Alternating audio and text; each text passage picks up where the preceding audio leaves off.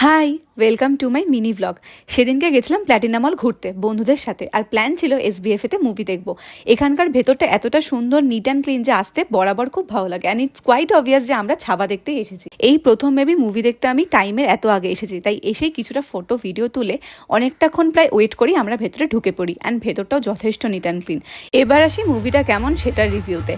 Just অনবদ্য 10 out of 10। তোমরা অবশ্যই প্লিজ একবার হলেও দেখো। ভিকি কৌশলের অ্যাক্টিং জাস্ট মন কেড়ে নিয়েছে।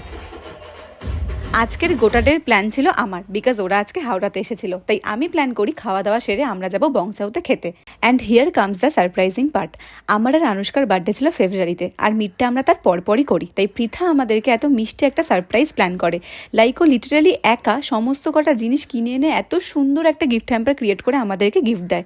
আমি আর আনুষ্কা তো পুরো অবাক। এরই মাঝে আমাদের ফার্স্ট স্টার্টার আইটেমটা চলে আসে, যেটার নাম ছিল টারকাই চিকেন। আমরা তো খুব খুশি ছিলাম, আর এই সব কিছু পৃথা আমাদেরকে গিফট করেছিল, যার মধ্যে ফটো ফ্রেমটা আমার সব থেকে পছন্দ হয়েছে। স্টার্টারেতে আমরা আরও একটা কিছু ফিশের আইটেম অর্ডার করি, যেটা নামটা এখন আমার মনে নেই, বাট তখন পেটে ছিল প্রচণ্ড খিদে, তাই খাওয়ার আসতেই আমরা তৃপ্তি করে খাওয়া দাওয়া শুরু করে দিই।